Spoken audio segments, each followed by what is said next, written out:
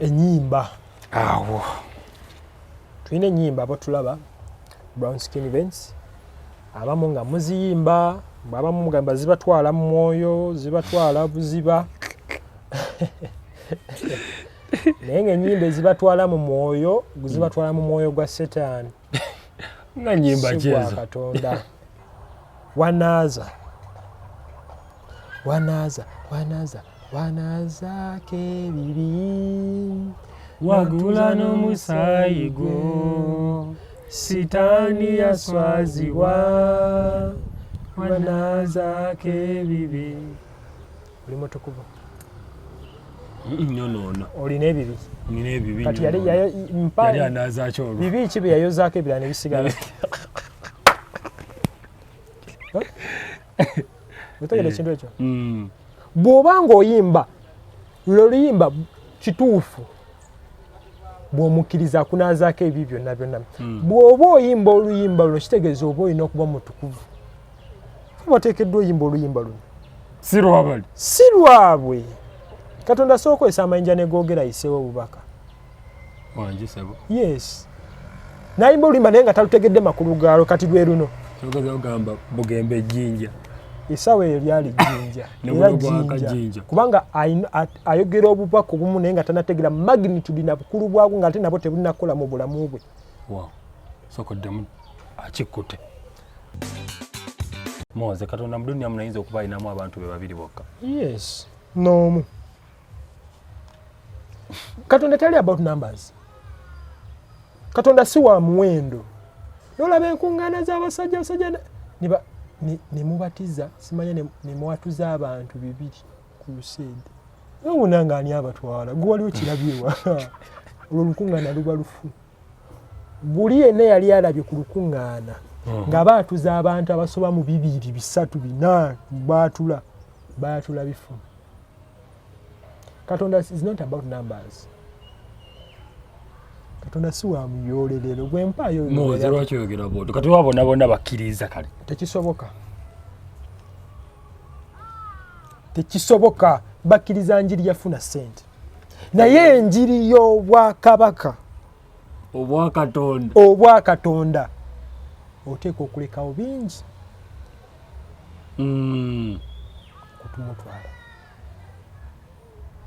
akitegere ekintu ekyo lwaki bakkiriza bungi olw'okuba ono nga ng'abuulira enjiri abanyonyola bw'ati halleluya amen nze mundaba nali bubi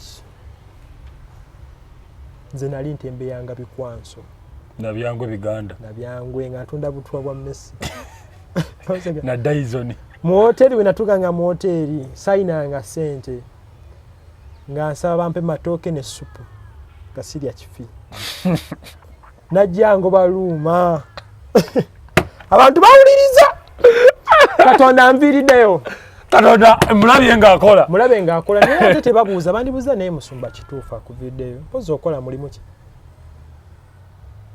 ogukugaggawaziza bikwansa ebyo bye bikugaggawaza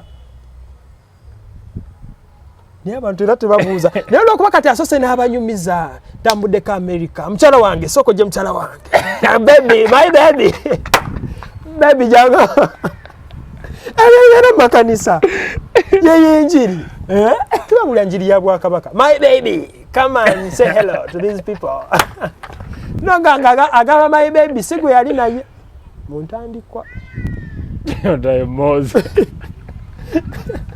ashegera my baby come and say hello aleta kipya chaka Chana so bibabira mukati abantu ne bawulize ne bagamba Katonda w'omusajja era bagamba Katonda wani Katonda wa nabbi gundi n'omusajja oki abakola kikulu Katonda nabbi wa gundi wuno bye bituufu kati omuntu takkiriza Katonda yennyini akkiriza ono olw'okuba yava mu bwavu that's why abantu baatula ebifu Moze maze n'okukiraba omuntu oba toyina bw'oli ne bw'oyogera ennyenje ne zikunkumuka batono abajja okukkiriza anti kati babakkiriza ggwe bati bakkiriza ky'obuulira kifu tuli ku njiri ya Bwakabaka kati kiddemu kiri bwe kijjeko ne wano mu contemporary world yes zo omusajja alina katono bwe navaayo right now nenjogera about parenting nina omwana wange omu Kimran Moze nenjogera ku bintu bya parenting Kazibe Kapa ayinza okuvayo n'agamba oyo ayogera ki okitegeera olw'okuba ye amaze mu spectrum okumala ebbanga has the name has the influence okitegeera abamukkiririzaamu baba bangi kati ne bunjiri y'obwakabaka bukatono nayo bwekito bweno njija katono oyinza okuba oli wano n'obyogera ne batabikkiriza naye olw'okuba olambadde amasuuti emmotoka bakirize wali okitegeera ne batandika mu believing. Akunyonyola ekintu kino Bayibuli era egamba olufulube lw'emyaka si lwe luyigiriza. Kaddemu ako kaddemu bakakkuti amagezi gajje. Abatulaba olufulube lw'emyaka si lwe luyigiriza. Ate mu njiri y'obwakabaka bwa Katonda temuli mukulu temuli muto. Statement eyo etegeeza ki olufulube lw'emyaka si lwe luyigiriza. Gwe ebbanga lyomaze mb'obulira njiri nkati nga wano ba presiding simanya apostle maze emyaka 4 mbulira njiri ngenze German tukoze crusade ebyo si bye biyigiriza. Yo nchite ntya time gyomaze ngo obuulira okulwawo kw'ekintu kikifuula kituufu okategede ate mu njiri y'obwakabaka bwa Katonda tetugendera ku degrees na theological beliefs ze babagira mu seminarios theological colleges. Yes, enjiri ebanfu okitegere ekintu ekyo era buli feelinga proud olw'okuba nti yayitako mu theology school before because theology schools tebasomesa okuba nga basinzira mu Bible balina ebitabo byabwe. Otutunulya Paulo yabulira enjiri pozi yali mu theology school yewe Mwoyo Mutukuvu guwaweebwa akulungamya akuyigiriza luno olunyiriri lwabo tolutegedde lukusindika ku lulala kubanga Omwoyo Mutukuvu yalungamya abatume ne bannabbi ye Mwoyo Mutukuvu y'omu yakuweebwa era osobola predictinga nti kino bano tebagenda kukola ki era oyo Mwoyo Mutukuvu yatutegeeza nti eddiini zonna za Setaani nga tusinzira mu byawandiiko ebitukuvu kubanga mu byawandiiko ebitukuvu eddiini yo gwe yajjajjawo teriimu eddiini ya jjajja waabwe jjajjawo teriimu era bagita ddiini ya jjajja si ya Katonda. Omuntu omunyonyola ebitundu n'agamba nze siva mu ddiini ya jjajja kati gwe jjajjawo yali alina omuntu gwe yali atutte mu ggulu ng'olwedde naye tolina ddagala ti toba yagenda tali magombe kategera akantu ako so kati fuwano enjiri y'obwakabaka okugisomesa tesinzira bya bugagga by'olina. And that's the yardstick they are using. Anti bagenda mu Geyeena ate abo si yaabwe kati waliwo abalonde. Yes bile bitutagula batubikola oba enjiri entugibuulya but all generations zijja zigenda finding out clipsism. Don't take it for granted. Bana abaliwo baani ba presiding bikoze bitya baani nze tesimanya nze president ate simanya biki eno si njiri yaabwe. Enjiri si y'abantu bagagga omugagga tasobola tukuzibwa sagolideko enjiri si y'abantu bagagga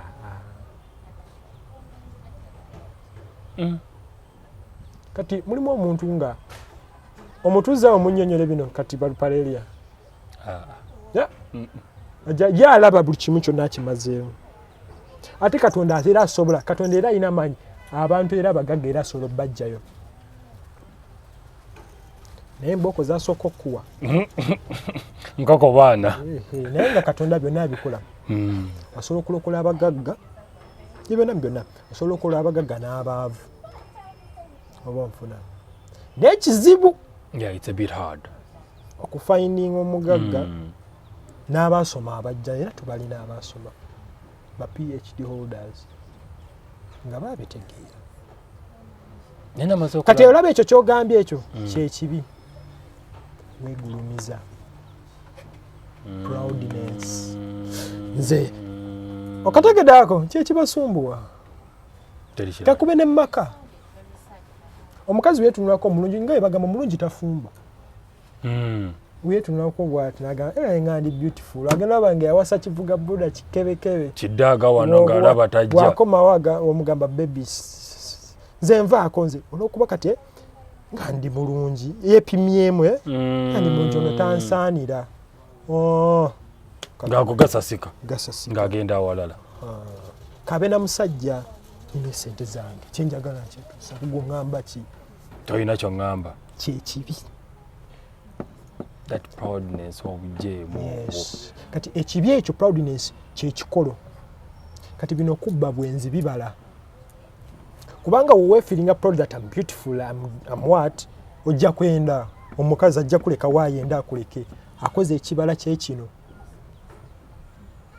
kati wetukkiza Yesu Kristo atutemwamu ekibala kiri atutemamu ekikolo kyekibi kati omuti gusobola okubala ng'ekikolo kitemeddwa ebibala bisobola okukula ng'ekikolo kitemeddwa tekisoboka osegera ekintu ekyo abantu abasinga batema amatabi batema kikolo kati sobola kudda wano ntwadressinge ebibala nga waliwo ekikolo okirese nokireeta kikisumbwa ensi eno yonna era dda ewa muddiri otulemu wansi wekkaanyi proudness okwemanya okwewulira eryanyi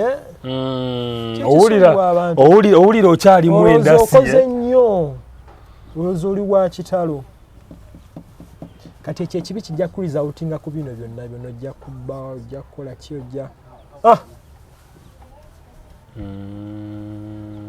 kyetunyonnyola abantu okusiiba njagala nkusiiba abatula ku Brown Skin Events tubebaliza ddala mwebale nnyo kuwakinga era tukyagenda mu maaso tugenda kuyingirako ko ne mu nnyimba katini so waliwo nakunyonyodde nti okusiiba mu bayibuli kwa mirundi emeka ebiri ng'era bw'okiri nti bayibuli mulimu endagaano meka bbiri enkadde neki tebitambulira ki naye waliwo amateeka agaweebwa Musa ne mu Kristo Yesu agatufuga oba ofuna ngeri etteeka liri eriri mu kumukkiriza so bayibuli kitabo kirina obubaka bwa mirundi ebiri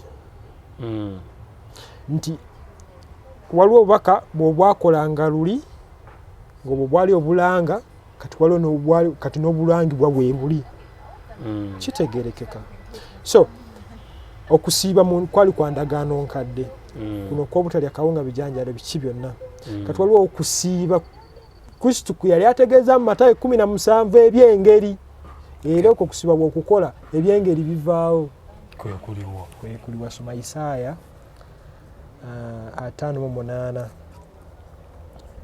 Isaaya 5:8 okutandikirawo ngale yogera waggulu tota imusa eddoboozi lyo ng'ekkondeere owulire abantu bange okusobya kwabwe n'ennyumba ya Yakobo ebibi byabwe naye bannoonya bulijjo era basanyuka okumanya amakubo gange wategedde abamunoonya nategedde abamunoonya okay I've realized scriptures oba verses zina engeri gye zehelpingamu anti abo n'abawanika baalungamizwa mwoyo mutukuvu tugende mu maaso spirit they are in the same spirit that's why toleeta wano Dr. Serwadda kunnyonnyola bino bayibuli ennyonnyola yokka Dr. nedda theology yabalimba tugende mu maaso so naye bannoonya bulijjo era basanyuka okumanya amakubo gange ng'eggwanga eryakolanga ebyobutuukirivu kale ne bataleka kiragiro kya Katonda waabwe bansaba ebiragiro eby'obutuukirivu basanyuka okusemberera Katonda lwaki ffe okusiiba bwe boogera naawe n'otalaba lwaki ffe okubonyaabonya obulamu bwaffe okusiiba kuli baloopa lwaki ffe okusiiba bwe boogera naawe n'otalaba lwaki ffe okubonyaabonya obulamu bwaffe naawe n'otakisaako mwoyo laba ku lunaku olw'okusiibwa kwammwe kwe mulabira essanyu lyammwe mmwe n'emirimu gyammwe gyonna nga mukoze amaanyi laba musiibira ennyombo n'okuwakana n'okukuba ekikonde eky'ettima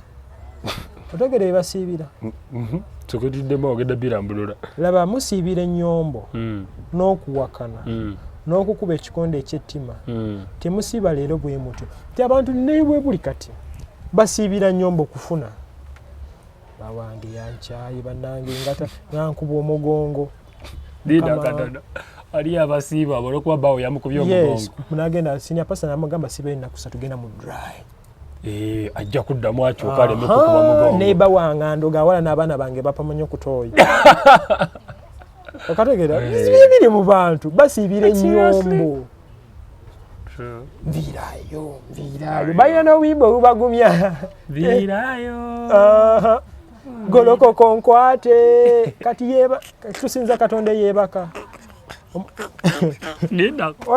bagamba Katonda golokoka baba bagamba nti yeebase Katonda aba yeebase ate nga nomumbe bagamba teyeebakira tabongoota golokoko otirimbule kati tusinzeyo Katonda yeebase segeza tukesera nadozinga sogolideko onagamba golokoka batirimbule abategeeza Katonda yeebase uyo Katonda gubusinze sitani uyo Katonda aba yeebase mumujjukiza bujjukize golokoka yetalaba omuntu agolokosa abatunula aba yeebase bayina n'obuyimba golokoka tugenda bulaba golokoka yaka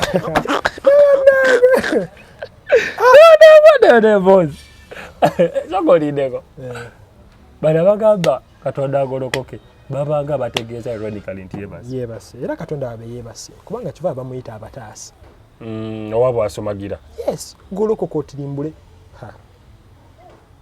Katonda ngera ddamu ekyo negola kisoboka kati bw'ofiirwa omuntu wo n'afa olw'essaala eyo ani abamuse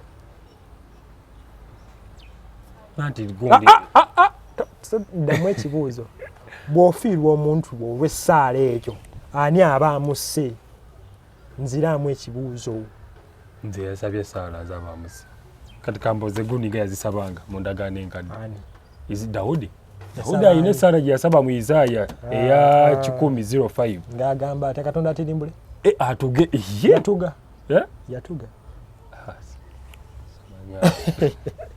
musinza kyemutamanyi ekyo ekigulu kyenkugambye Kristo yakigamba omukazi omusamaliya ati nga yamunyumiza ffe abesamaliya ffe tuyina kino ffe ate abeyerusalemu balina kino mwe musinza kyemutamanyi oyo Katonda gwe musinze yeebaka golokoko nkwate golokoko otirimbule golokoko otirimbule wulira laba musiibira ennyombo n'okuwakana n'okukuba ekikonde eky'ettima temusiiba leero bwe mutyo tusiibe tutya kuli okusooka yagambye okwebonyabonya n'okwerumenya beesiganga evvu biki byonna ebibukutu byonna so temusiiba leero bwe mutyo n'okuwuliriza ne muwuliriza eddoboozi lyammwe mu ggulu 5 okusiiba kwe nalonda bwe kufaanana bwe kutyo olunaku omuntu lwabonyaabonyezebwako obulamu bwe kwe kukutamya omutwe ng'olulago n'okwalirira ebibukutu n'evvu wansiiwe ekyo ky'onooyitanga okusiiba era olunaku Mukama lwasiima annyonnyola nti okusiiba si kwe nali nalagira kw'okwerumya enjala okwesiiga evvu beesiiga butto simanya beesiiga ki kati omulabi ali eyo ayagala okumanya in nutshell yes kwe tutuuka okusiiba okwaddala kwekuliwa kwekuno kuliwa tujja kwekuno we tuli wennyini tugende maaso olw'omukaaga kuno si kwe kusiba kwe nalonda no olw'omukaaga kuno si kwe kusiba kwe nalonda kuliko kwotegedde kwe nkunyonyodde okusumulula ebisiba ebyekyejo okufunduukulula emiguwa gy'ekikoligo n'okuteera ddala abajoogebwa era mumenye buli kikoligo si kugabira bayalamereyo n'oleeta abaavu abagobebwa mu nnyumba yo bw'olaba ngali obwereere n'omwambaza n'oteekisa mubiri gwo gwe kale omusana gwo ne gulyoka gukusala ng'emmambya n'okuwonako ne kwangu okujja n'obutuukirivu bwo buli kulembera ekitiibwa kya Mukama nakye kiri kusemba. Olw'omusanvu bwe wali okusiba olw'omusanvu bwe wali okusiba Kristo kwe yatulagira yayita munabbi we Isaaya si kugabira bayala mmereyo n'oleeta abaavu abagobebwa mu nnyumba yo bw'olaba ng'ali obwereere n'omwambaza n'oteekisa mubiri gwo ggwe. Okwo kwe kusiiba kw'oteekeddwa omuntu okusiiba. Era Yesu Kristo ajja n'akukonamu sitampu mu Matayo 25:32. Kandi tusomewo nkulage nti Kristo akona mu kusiiba kuno sitampu nti okwo kwe kusiiba kwe nnali nabagamba, okuwa abayala emmere, okusuza abaavu, okuyamba abantu. Okwo kwe kusiiba Katonda kwasanyukira kyokka. Mwoze bwe nnyamba abaavu, bwe nsembeza abaavu n'enjuna buli kimu mba nsiibye. Oba osiibye. Kwe kusiiba kwagamba. Wulira Kristo bw'agamba. N'amawanga gonna gali kuŋŋaanyizibwa mu maaso ge, naye aliba yawulamu ng'omusumba bw'ayawulamu endiga n'embuzi. Okategeera tulinawo endiga neki? Era olunaku lulituuka. 3:3 Endiga aliziteeka ku mukono gwe ogwa ddyo, naye embuzi ku mukono gwe ogwa kkono. Buli atakkiriza Yesu Kristo munazibwako bimbuzi. Kubanga ffe abatukuvu tujja kubeera ku mukono ogwaki? Ogwa ddyo. Awo kabaka aligamba, kabaka ani? Yesu. Awo kabaka aligamba abali ku mukono gwe ogwa ddyo, ffe mujje mmwe kitange be yawa omukisa, musikire obwakabaka obwabateekerwateekerwa okuva ku Katonda ensi.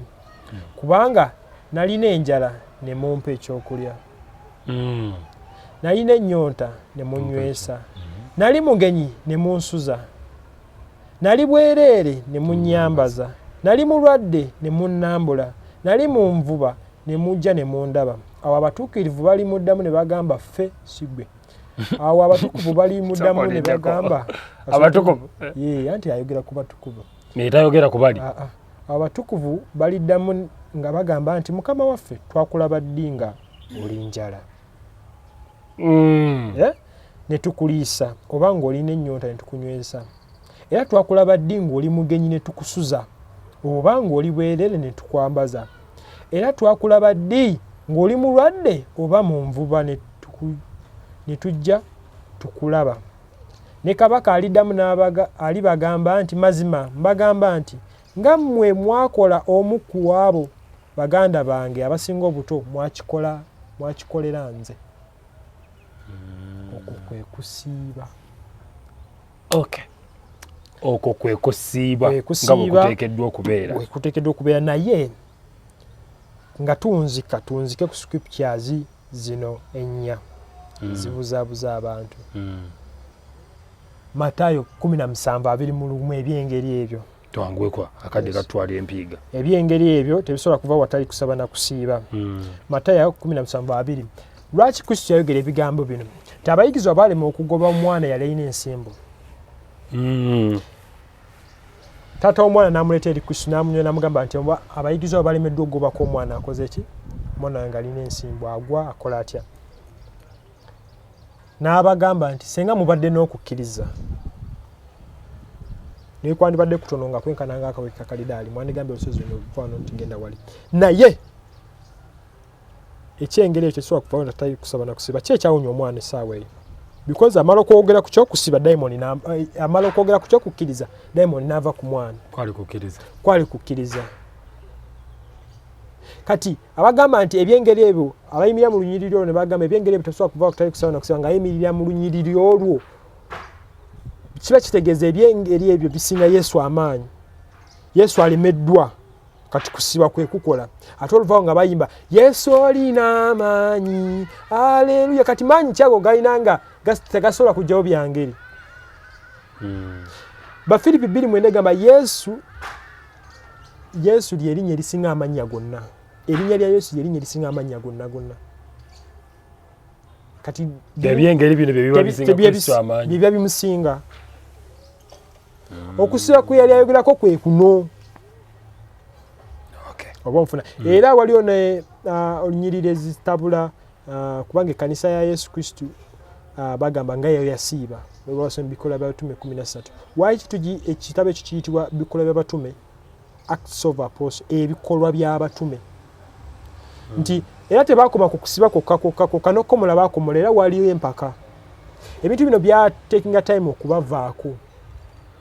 Oba nfuna it took some time okubavaako, era baamala Katonda ng'ayita Mwoyo Omutukuvu alungamya Pawulo agende ku mulimu gwe yali akoze ki, amutumidde okukola. So era okuva ku kanisa eyo eri mu Bikola by'Abatume 13 teri kanisa yaddamu kusiiba oba kulangirira kusiiba. Era buli asiiba mu kusiiba kuno okw'okwerumya enjala kutalya biki, oli mu kusiiba kufu, oli mu kusiiba kwa ndagaano nkadde okwakuma. Era buli akukola ogenda mugenda totawana na kubuuza, lindirira lunaku lw'ambooko. Mulindira lunaku lw'ambooko. Yes, okwo si kwe kusiiba Kristo Yesu kwe yatulagira, okusumulula ebikoligo, okukutula buli kisibye. Kyova abakutegeera abatusinga ku nsimbi abagagga, ennaku ezituuka kati nga tuli mu Christmas season, batikka ebintu bagenda ne bagabira abantu. Oba kitegeera n'ayamba kaalina n'asharinga, Mukama akuwa omukisa. Era omukisa teguli mu bitundu bya kumiyamba. Buli kiganye kijja kuta gweyamba abeetaaga, buli kiganye ajja kukita. Very simple. Yes, Katonda omukisa agugabira abamukkiriza n'abatamukkiriza. Kyokka kyesigaliza butuukirivu, era kisobola okuwa obugagga bwonna noba bulungi ku nsi n'ofa n'ogenda mugeina. Tabusobola bukuma gwa baabuganye. Buwanga bwabwerera okkiriza na mutima gwo n'oba Omwoyo Omutukuvu, n'obatizibwa n'obweyo Omwoyo Omutukuvu, ofuse mutukuvu. Naye abantu babulabanga obuzibu. Ate Omwoyo Omutukuvu omuweebwa tagenda, osigala naye. Kati bw'ensese etukamu n'enkola kakyasirowa. Tosobola sese etuka ng'olina Mwoyo Mutukuvu. Ate osigala naye. Osigala ne Mwoyo Mutukuvu. Kati Mwozo mutasobola kuva mu butuukirivu. Kati osobola omwana kozesa kanhuwe ekyokulabya tetugenda wala. Osobola zaala omwana wo. N'akola ebikolobero bingi ku kyalo. Ne bamuta kimujjako nti si mwana wo. Asigala mwana wange. N'akola ebikolobero kimujjako nti si mwana wo. Asigala mwana wange. Ogifunye. Tugende ku nnyimba. So ennyimba. Awo. Tulina ennyimba abo tulaba Brown Skin Events. Abamu nga muziyimba, abamu mugamba zibatwala mu mwoyo, zibatwala buziba. Naye ng'ennyimba ezibatwala mu mwoyo, zibatwala mu mwoyo gwa Setaani. Nga nnyimba kyezo. Si gwa Katonda. Sitize okulaba. Ennyimba ezo ziri off topic, ziri off the doctrine of the Bible. Okay. Yes. Those particular songs are off the doctrine, right? Yes. Okay. Waliwo oluyimba baluyimba nnyo. Tumunoonye tumunoonye Mukama nga Musa bwe yamunoonya ku lusozi Sinaayi. Bayibuli egamba omubi yateekwa okunoonya. Tusome Isaaya 5:5-6. Ekitegeeza buli ayimirira mu luyimba olwo n'agamba tumunoonye mubi. Era si mutukuvu, era tamutegeeranga. Kubanga ye Bayibuli egamba buli anoonya alaba. Kati oba walaba ddamu oluyimba olwo tumunoonye Mukama nga Musa bwe yamunoonya. They'll just tell you those are just songs. Oziyimbirani kale? While they are just songs, oziyimbirani? Katonda si wakuzanyirako. Tituzeewa si wa by the way. Nabadde ku YouTube channel emu. Waliwo omusajja bamuyita Shaka. Yagambye abantu boogera Katonda nga boogera ne muganda waabwe omuto. You understand? Okay. Era picture just is anagamba. Abantu balina engeri gye bakwatamu Katonda balinga gwe balowooza nti oba mugalanda waabwe. Yes. Abantu tebamanyi tebalaba maanyi Katonda gaalina. But abantu bategeera Katonda bamaze gwa kubizibu abeera mu good life. Goba guti gutujja. Era buli alokoka ate buli asiramuka bonna edda na kati wati basiramu kati kankubulire bana basajja sitaani alungiya ebintu bye akulaga akibitifyinga ekintu kye n'agamba kati olaba kati bw'osiramuka esooka eddala Katonda aliyo Katonda tazaala ekyo kive olaba negundi ezaala ekitooke kizaala kimala kwebaka ku musajja Katonda alemwe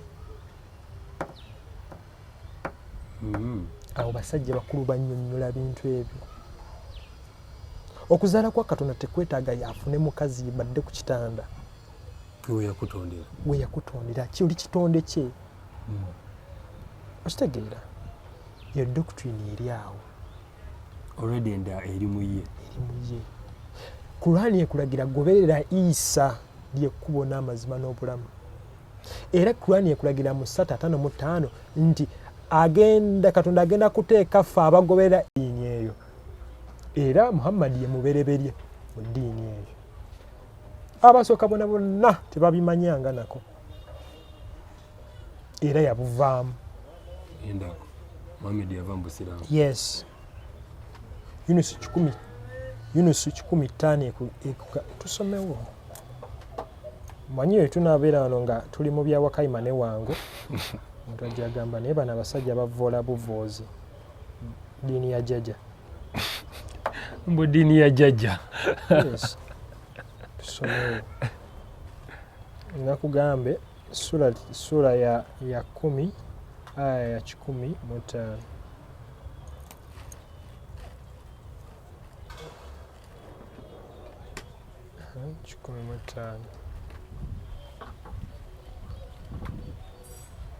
era nalagirwa nti yolekeza ekyenyi kyo ku ddiini ya Katonda entukuvu ng'ovudde ku ddiini zonna era tobeeranga ddala wamu abagatta Katonda n'ebintu ebirala.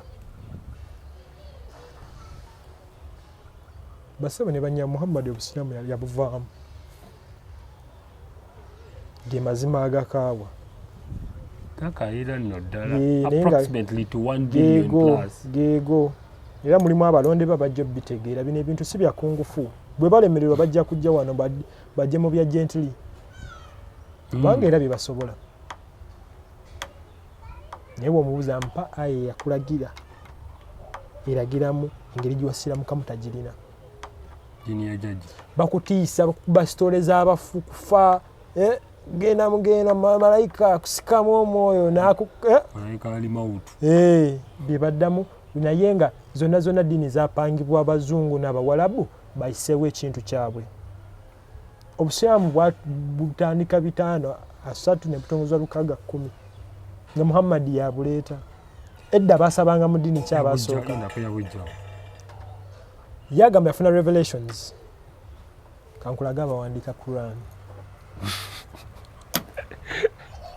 ndakaba wandika Quran tulabe kuba wano wetuli tegeere kawadde mutta yes bebana abantu abalungamizibwa Muhammad nga bakola ki nga ajira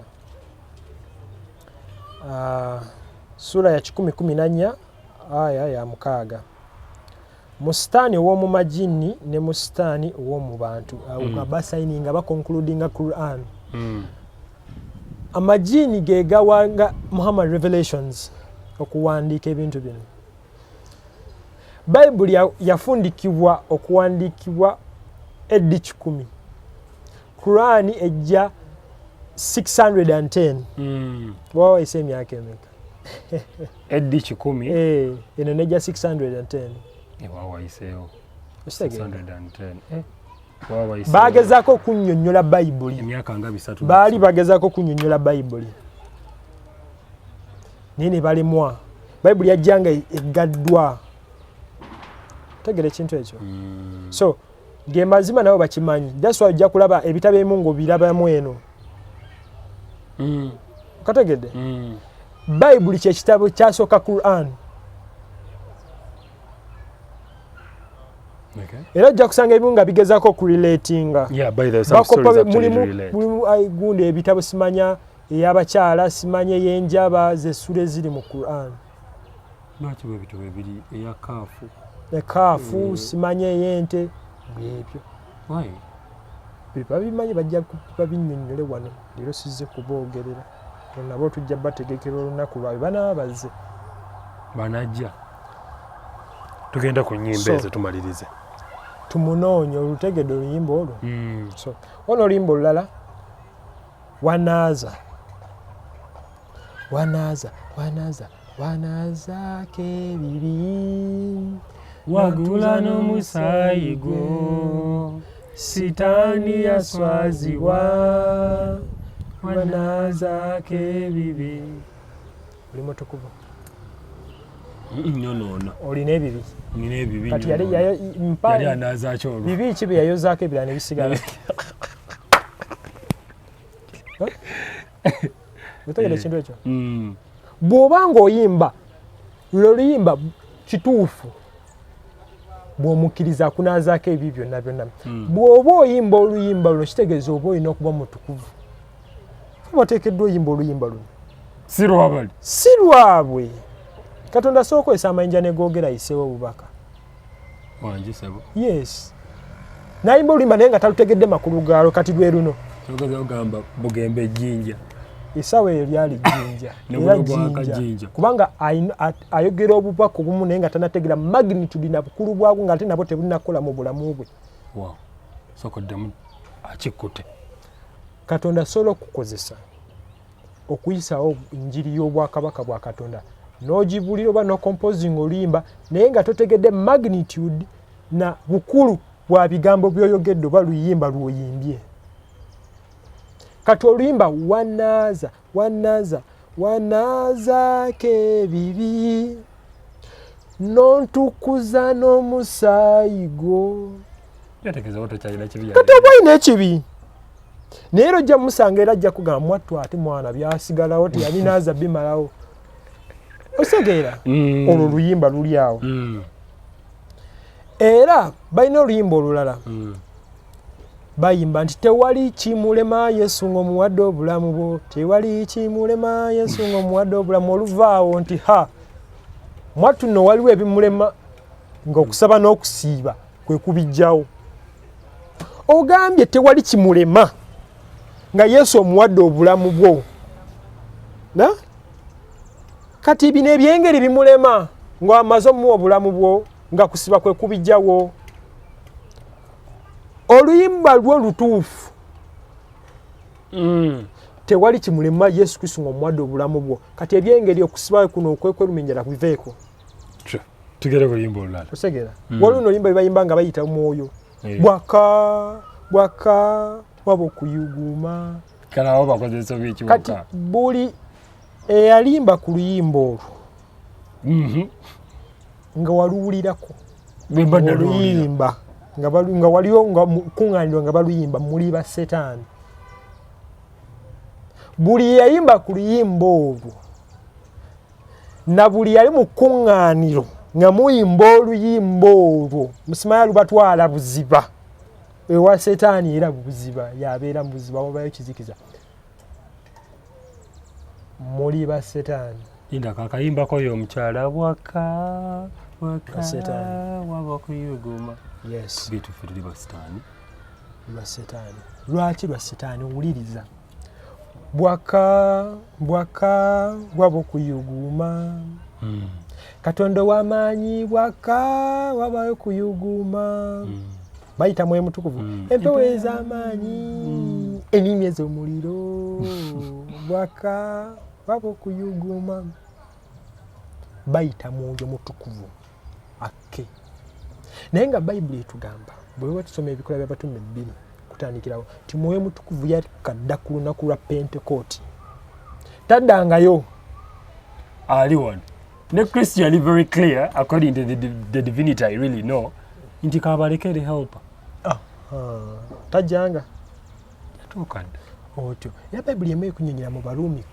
10:9 nti buli akkiriza Yesu Kristo aweebwa omwoyo omutukuvu oba oddamu mukowoola bayibuli ekugamba mu Bakolinso 2:16 nti ffe yeekaalu ya Mukama Katonda n'omwoyo omutukuvu atuula mu mmwe oboddamu mukoola okoola ky'otayina ate okola ky'olina. Tugende ku luyimba olwokutaano. Simanye jangu Yesu jangu tuula mu nda yange. Ziri zikontana n'ebya Bayibuli. Sitaani asobola olungi ekintu n'olowooza nti kituufu era owulira nga bazimba mu maloboozi. Omusajja omu eyangamba nina n'akatabo k'omusajja Omungereza ke nasoma n'agamba nti ekirimbo kiyinza okutambula okumala ebbanga ekirabika ng'ekituufu. Bwe kiri babirungiya n'aluyimba n'owulira nga amaloboozi nga naye nga lufu. Kati jangu Yesu jangu nalwo lufu. Era lwe lumu lwe luno lukwatagana ku mwoyo. Omwoyo wa Mukama n'amalaka wabeerawo enjawulo maama bambi. Nalwo omwoyo wa Mukama Katonda nkunnyonnyodde bw'omukkiriza akuweebwa. Ebyawandiika bwe bitugamba era bwe kiri. Kati oyo gw'oyita yaani basinza kye batamanyi. Basinza ejja ery'omu bbanga kyova olaba omwoyo oyo wakabagwa ne basesema ne babasiba obuleeso ne bapama. Waliwo ejja eriri mu bbanga. Yesu lye basinza. Era tujja kukyogera ku kyokwega kyaffe eky'omwoyo mutukuvu. Basinza kye batamanyi. Oyo omwoyo gwe bakowula oyooza lwaki bagwa ebigo. Katonda yabawaayo okusinza ejja ery'omu bbanga ebyandiko ebitukuvu ebitugamba. Yabaleka era gwe bayita. Najja ne bagwa kyova olaba basanga basesema babasiba obuleeso bakola ki beegaala. Musoma kulaba nti ate bamala kujja bayimba omwoyo wa Mukama n'amalaka abeerawo enjawulo ate mwatu enjawulo ebeerawo bagwa ebigo ne basesema ate bamala vaawo genda tukosimbula genda kati okera wakigo wayise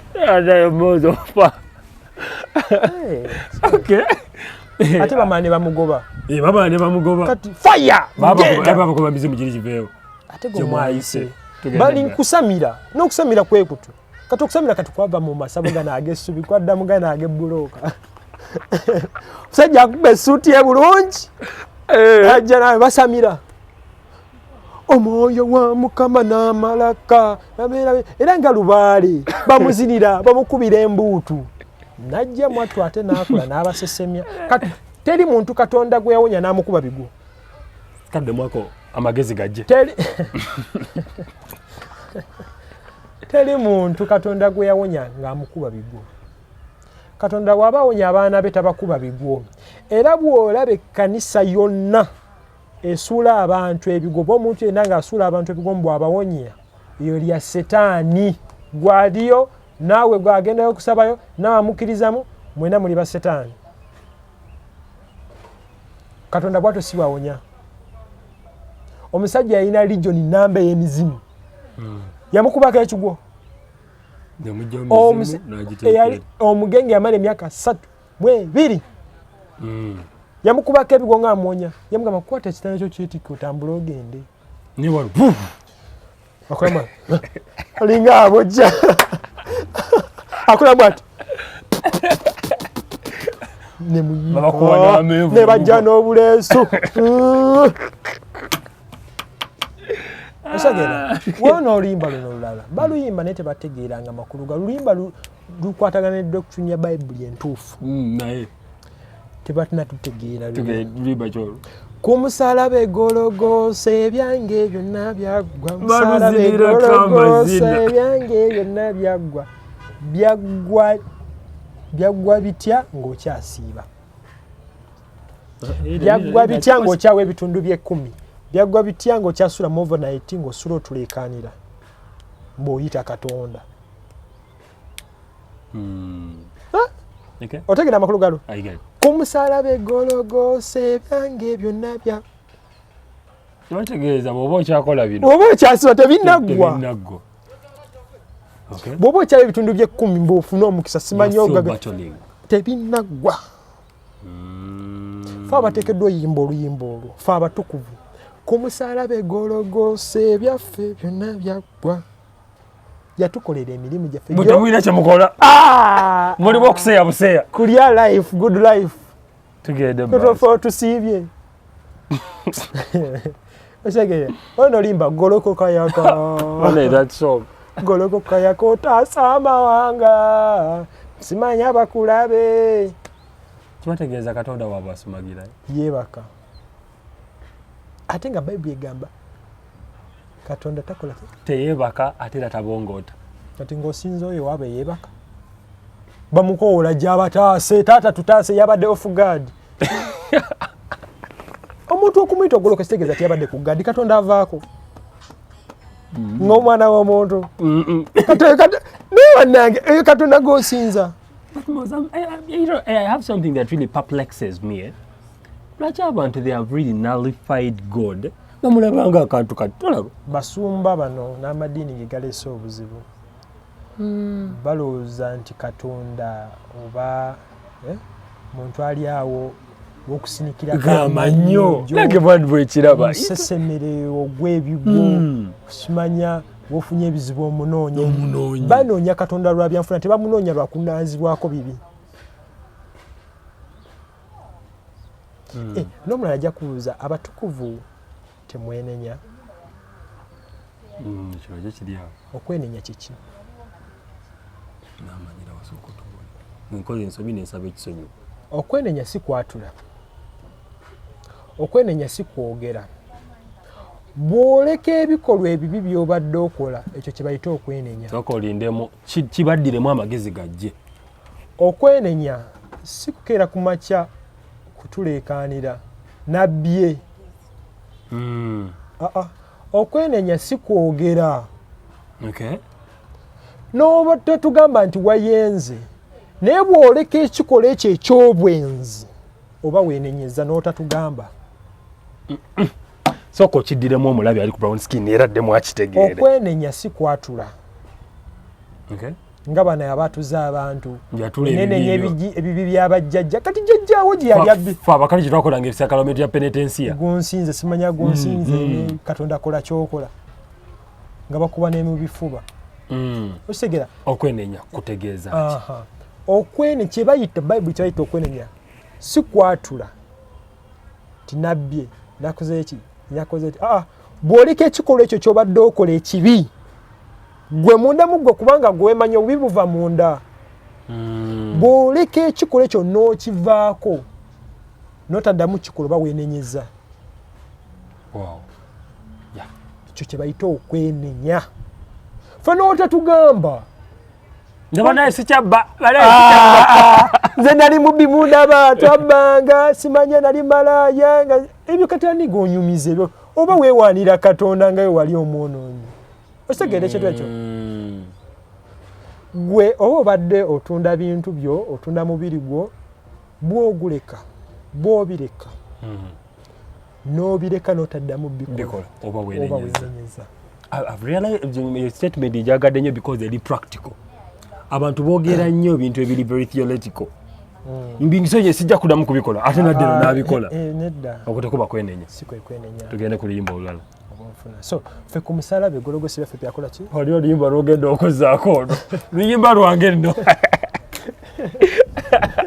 Toseka. Oluyimba lwange olwo. Omusajja yayimba. Nsumba nno w'amaanyi Kampala wano. Nangirira yakola bweti nalabye Mukama nga kutolweyo. Yakoza atya? Nalabye Mukama nga kutolweyo. Era buli ekikubuza emirembe n'egine sokolindeko ebikyabuza abantu emirembe weebiri kati yali ayera ki segeza we yali ayera byasigalawo era kuba kati bikyabatontoza segeza Katonda yalimba. Tugende maaso n'oluyimba. Nalabye Mukama nga kutolweyo era buli ekikubuza emirembe n'egine emikwano egy'obulimba nga gyonna gidduse. Ndaba olujja olugule mu maaso go yingira osikira ebisuubizo amasogo bye gatannalaba n'amatu go bwe gatyo. Nangirira omwaka gw'Omukama ogw'okuganja. Ng'atandika yagamba bino ebigambo nabijjidde ddala mu kamwa ka Mukama. Nangirira obadde oyimata nangirira omwaka gw'Omukama ogw'okuganja. Tetugenda mu New Year's. Era abantu bagenda kuddayo bakoowoole. Naye nga baakowoola mu 2023 yagamba bino yabijjidde ddala mu kamwa ka Mukama ti guno omwaka gujja kuba gwaki gwa dabo naye omwaka gwako tafunye. Era yagamba nangirira omwaka ogw'embaga ey'ekitiibwa nakati tagifunanga nakati tagifunanga ekitegeeza Katonda yalimba wali oluyimba luno teyalimba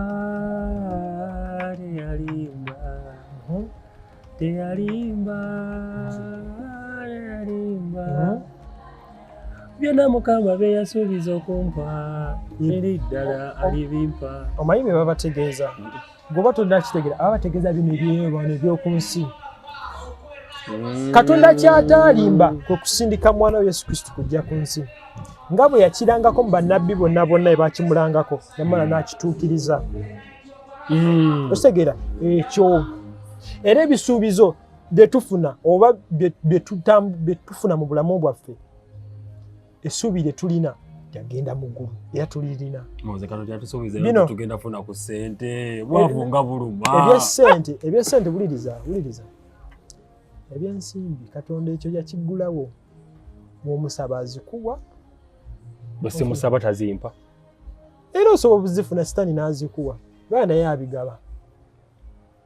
Ekyomukisa gwe agugaba kintu kiyinza okuba tonnakikkuta bulungi omukisa gwe agugabira abamukkiriza n'atamukkiriza kyeyesigaziza kirya ki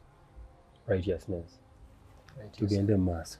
wali oluyimba luno baluyimba nnyo nga bagenda okuziika nga mugenda okuziika gwe ne jjajjaawo muluyimba nnyo